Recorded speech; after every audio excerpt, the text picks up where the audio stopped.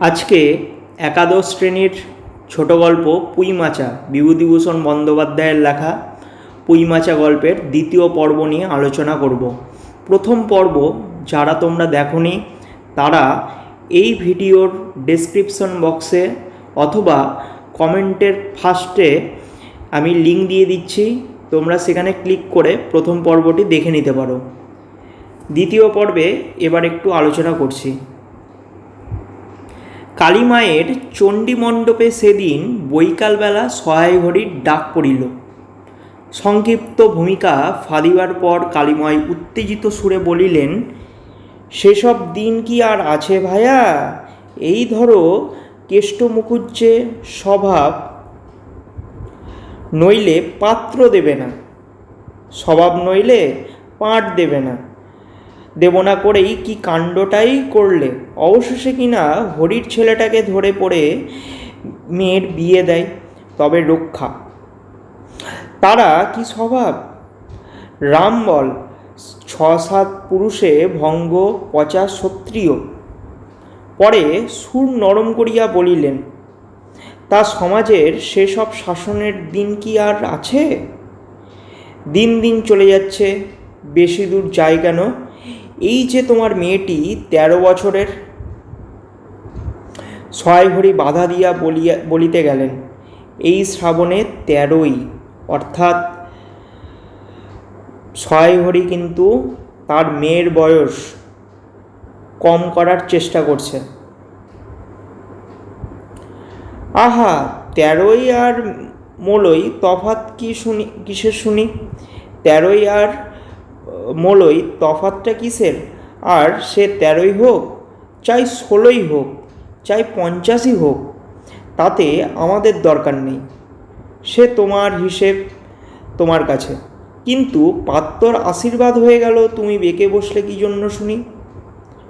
ও তো একরকম উৎসর্গ করা মেয়ে। উৎসর্গ শব্দের অর্থ হলো উৎসর্গ করা, অর্থাৎ এখানে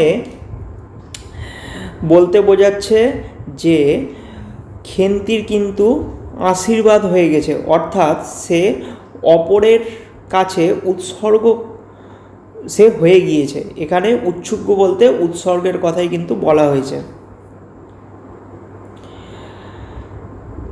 এদিকে দেখো, একটা শব্দ তোমরা পেয়েছো, যেটা হলো ক্ষত্রিয়। ক্ষত্রিয় শব্দের অর্থ জানিয়ে রাখি, ক্ষত্রিয় হলো বেদজ্ঞ ব্রাহ্মণ বা কুলীন ব্রাহ্মণের একটা শাখা হলো ক্ষত্রিয় ব্রাহ্মণ। ঠিক আছে, এবার আসা যাক।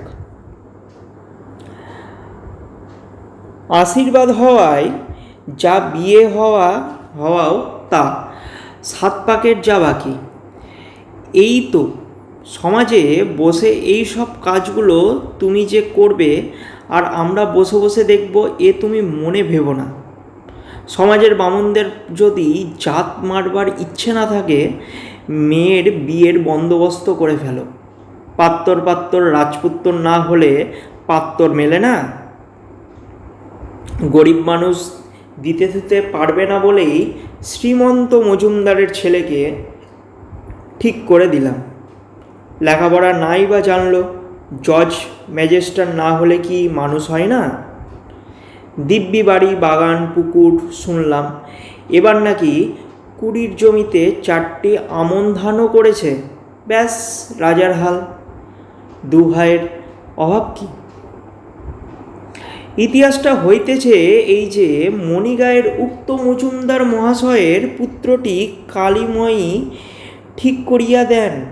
কেন কালীময় মাথা ব্যথা করিয়া সহায় হরির মেয়ের বিয়ের সম্বন্ধ মজুমদার মহাশয়ের ছেলের সঙ্গে ঠিক করিতে গেলেন, তাহার কারণ নির্দেশ করিতে যাইয়া কেহ কেহ বলেন যে কালীময় নাকি মজুমদার মহাশয়ের কাছে অনেক টাকা ধারেন, অনেক দিনের সুদ পর্যন্ত বাকি, শীঘ্র নালিশ হইবে ইত্যাদি।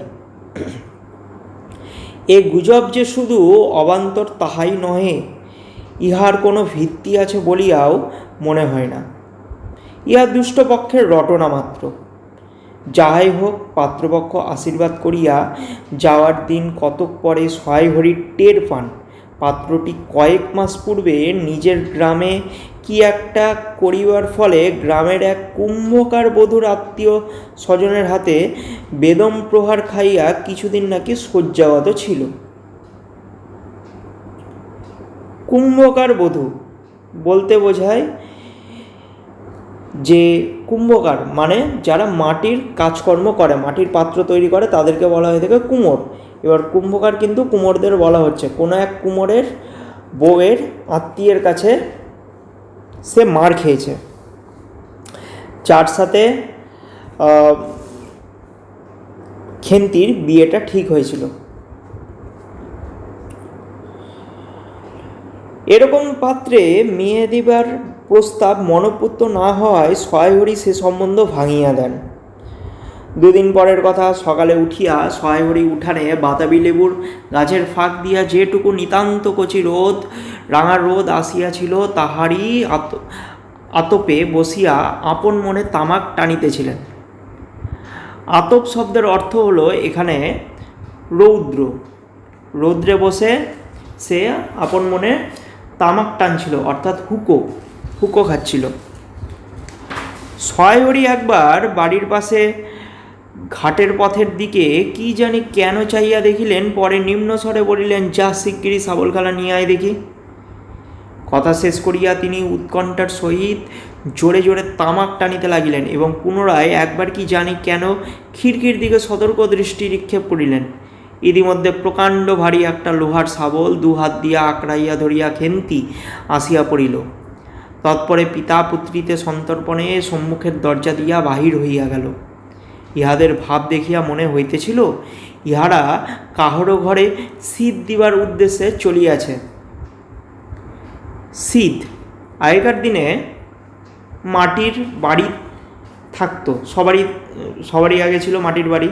তো মাটির বাড়িতে যখন চুরি করত চোর, তখন কি করত, মাটির দেওয়ালের নিচের অংশটা খুঁড়ে ঘরের ভিতরে ঢুকতো এবং চুরি করে সেই গর্ত দিয়েই বেরিয়ে যেত। এটাকে বলা হয়ে থাকে শীত কাটা। তো যারা শীত কাটতো তাদেরকে বলা হতো সিধেল চোর। এরপর অন্নপূর্ণা স্নান করিয়া সবে কাপড় ছাড়িয়া উনুন ধরাইবার জোগাড় করিতেছেন। মুখুজ্জে বাড়ির ছোট খুকি দুর্গা আসিয়া বলিল, খুড়িমা, মা বলে দিলে খুড়িমাকে গিয়ে বল মাছ হবে না, তুমি আমাদের নবান্নটা মেখে আর ইতুর ঘটগুলো বার করে দিয়ে আসবে। মাছ হবে না অর্থাৎ এখানে আমাদের সমাজে সংস্কার একটা রয়েছে যে মহিলারা ঋতুমতী হতে গেলে কোনো শুভ কাজে অংশগ্রহণ করতে পারে না। এখানে মাছ হবে না বলতে দুর্গা সেই কথাই কিন্তু বলেছে।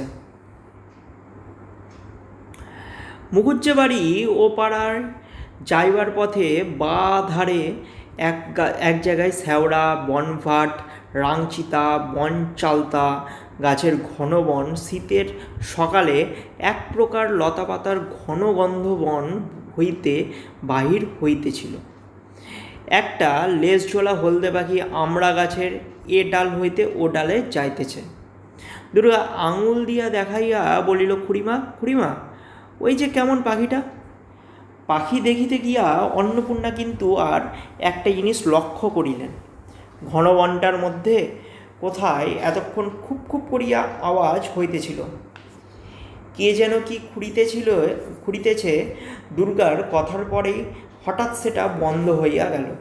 অন্নপূর্ণা সেখানে খানিকক্ষণ থমকিয়া দাঁড়াইলেন, পরে চলিতে আরম্ভ করিলেন। তাহার খানিক দূর যাইতে বনের মধ্যে পুনরায় খুব খুব শব্দ আরম্ভ হইল। কাজ করিয়া ফিরিতে অন্নপূর্ণার কিছু বিলম্ব হইল। বাড়ি ফিরিয়া দেখিলেন খেন্তি উঠানের রৌদ্রে বসিয়া তেলের বাটির সম্মুখে লইয়া খোপা খুলিতেছে। তিনি তীক্ষ্ণ দৃষ্টিতে মেয়ের দিকে চাইয়া দেখিয়া বলিলেন, এখনও নাইতে যাসনি যে? কোথায় ছিলে এতক্ষণ? খেন্তি তাড়াতাড়ি উত্তর দিল, এই যে মা, এক্ষুনি যাব আর আসবো। খেন্তি স্নান করিতে যাইবার একটুখানি পরেই সহায়হরি সোৎসাহে 15-16 ভারী একটা মেটে আলু ঘাড়ে করিয়া কোথা হইতে আসিয়া উপস্থিত হইলেন এবং সম্মুখে স্ত্রীকে দেখিয়া কৈফিয়তের দৃষ্টিতে সেই দিকে চাইয়া বলিয়া উঠিলেন, ওই ও পাড়ার ময়সা চৌকিদার রোজই বলে, কর্তা ঠাকুর, তোমার বাপ থাকতে তবু মাসে মাসে এদিকে তোমাদের পায়ের ধুলো পড়তো, তা আজকাল তো তোমরা আর আসো না। এবারের গায়ে মেটে আলু করে রেখেছি, তা দাদা ঠাকুর বরং। অন্নপূর্ণা স্থির দৃষ্টিতে স্বামীর দিকে চাইয়া বলিলেন, বরজপোতার বনের মধ্যে বসে খানিক আগে কী করিতেছিলে শুনি? সহায়রী অবাক হইয়া বলিলেন, আমি? না, আমি কখনো না। এই তো আমি। সহায়রীর ভাব দেখিয়া মনে হইতেছিল তিনি এইমাত্র আকাশ হইতে পড়িয়াছেন। অন্নপূর্ণা পূর্বের মতনই স্থির দৃষ্টিতে স্বামীর দিকে চাইয়া বলিলেন, চুরি তো করবেই, 3 কাল গিয়েছে, 1 কাল আছে, মিথ্যা কথাগুলো আর এখন বলো না, আমি সব জানি। মনে ভেবেছিলে আপদ ঘাটে গিয়েছে আর কি? দুর্গার মা ডেকে পাঠিয়েছিল, ও পাড়ায় যাচ্ছি, শুনলাম বরজপোতার বনের মধ্যে কী সব খুব খুব শব্দ। তখনই আমি বুঝতে পেরেছি সারা পেয়ে শব্দ বন্ধ হয়ে গেল। যেই আবার খানিক দূর গেলাম, আবার দেখি শব্দ। তোমার তো ইহকালও নেই, পরকালও নেই। চুরি করতে, ডাকাতি করতে, যা করতে ইচ্ছে হয় করো, কিন্তু মেয়েটাকে আবার এর মধ্যে নিয়ে গিয়ে ওর মাথা খাওয়া কিসের জন্য? এখানে একটা শব্দ পেলাম, সেটা হলো ইহকালও নেই, পরকালও নেই। এটা মানে কি? ইহকাল হচ্ছে এই জন্ম, আর পরকাল হচ্ছে মৃত্যুর পরের অবস্থা বা পরজন্মের কথা কিন্তু এখানে বলা হয়েছে। তাই সে অর্থে এই জন্ম এবং পরের জন্ম, ইহকালও নেই সহায়হরির, আবার পরকালও নেই। অর্থাৎ সহায়হরি হচ্ছে নিজের মনের মতন যা ইচ্ছা হয় তাই করে। এখানে অন্নপূর্ণা সেই কথাই বলেছেন। এরপর সহায়হরি হাত নাড়িয়া বরজপোতার তাহার উপস্থিত থাকার বিরুদ্ধে কতগুলো প্রমাণ উত্থাপন করিবার চেষ্টা করিতে গেলেন। অর্থাৎ এই যে পুরো ঘটনাটা আমরা এই প্যারাতে যা পড়লাম, পুরো ঘটনাটা কিন্তু সহায়হরি তার স্ত্রীর চোখ আড়াল করতে চেয়েছিল। মানে সহায়হরি গোটা কাহিনীটাকে ঘোরানোর একটা চেষ্টা করেছে। মানে এটা যে চুরি যে করেছে, মেটে আলু যে চুরি করে এনেছে, সেটা কিন্তু কথা ঘোরানোর চেষ্টা এখানে করেছে সহায়হরি হাত নাড়িয়া বরজপোতায় তাহার উপস্থিত থাকার বিরুদ্ধে কতগুলো প্রমাণ উত্থাপন করিবার চেষ্টা করিতে গেলেন, কিন্তু স্ত্রীর চোখের দৃষ্টির সামনে তাহার বেশি কথাও জোগাইল না, বা কথিত উক্তিগুলির মধ্যে কোন আগাগোড়া সম্বন্ধ, কোনো পর্বাপর্য শব্দের অর্থ হলো আগাগোড়া সম্বন্ধ খুঁজিতে পাওয়া গেল না। এখানে বানানটা একটু ভুল আছে, এখানে হচ্ছে ডয়বিন্নর হবে, ডয়বিন্নর আগাগোড়া বানানে। 8 ঘন্টা পরে খেন্তি স্নান সারিয়া বাড়ি ঢুকিলা সম্মুখস্থ মেটে আলুর দিকে একবার আড়চোখে চাইয়াই নিরীহ মুখে উঠোনের আলনায় অত্যন্ত মনোযোগের সহিত কাপড় মিলিয়া দিতেছিল। অন্নপূর্ণা ডাকিলেন, খেন্তি, এদিকে একবার আয় তো, শুনে যা। মায়ের ডাক শুনিয়া খেন্তির মুখ শুকাইয়া গেল। সেই ইতস্তত করিতে করিতে মার নিকটে আসিলে তিনি জিজ্ঞাসা করিলেন, এই মেটে আলুটা দুজনে মিলে তুলে এনেছিস না? খেন্তি মার মুখের দিকে একটুখানি চাইয়া থাকিয়া একবার ভূপতিত মেটে আলুটার দিকে চাহিল, পরে পুনরায় মার মুখের দিকে চাইল এবং সঙ্গে সঙ্গে ক্ষিপ্র দৃষ্টিতে একবার বাড়ির সম্মুখস্থ বাঁশঝাড়ের মাথার দিকেও চাইয়া রইল। তাহার কপালে বিন্দু বিন্দু ঘাম দেখা দিল, কিন্তু মুখ দিয়া কথা বাহির হইল না। অন্নপূর্ণা কড়া সুরে বলিলেন, কথা বলছিস নে যে বড়, এই মেটে আলু তুই এনেছিস কি না? খেন্তি বিপন্ন চোখে মার মুখের দিকে চাইয়া ছিল, উত্তর দিল, হ্যাঁ। অন্নপূর্ণা তেলে বেগুনে জ্বলিয়া উঠিয়া বলিলেন, পাজি, আজ তোমার পিঠে আমি আস্ত কাঠের চালা ভাঙব, তবে ছাড়ব। কাঠের চালা অর্থাৎ কাঠের টুকরো কাঠকে বলা হয়ে থাকে কাঠের চালা। বরজপতার বনে গিয়েছে মেটে আলু চুরি করতে। সমস্ত মেয়ে বিয়ের যোগ্যী হয়ে গেছে কোন কালে। সেই এক গলা বিজন বন, যার মধ্যে দিন দুপুরে বাঘ লুকিয়ে থাকে, তার মধ্যে থেকে পরের আলু নিয়ে এলো তুলে। এখানে দুটো শব্দ আমরা পেলাম, সমত্ব আর বিজন বন। দুটো কি? সমত্ব হচ্ছে যৌবনে পা দিয়েছে এমন নারীকে বলা হয়ে থাকে সমত্ব। আর বিজন শব্দের অর্থ হলো নির্জন বা জনশূন্য বন। অন্নপূর্ণা খেন্তিকে ভয় দেখাচ্ছে যে তোর তো বিয়ের বয়স হয়ে গিয়েছে, তাহলে তুই একা নির্জন বনে কেন গেছিস, সেখানে তো বাঘ টাক থাকতে পারে ইত্যাদি।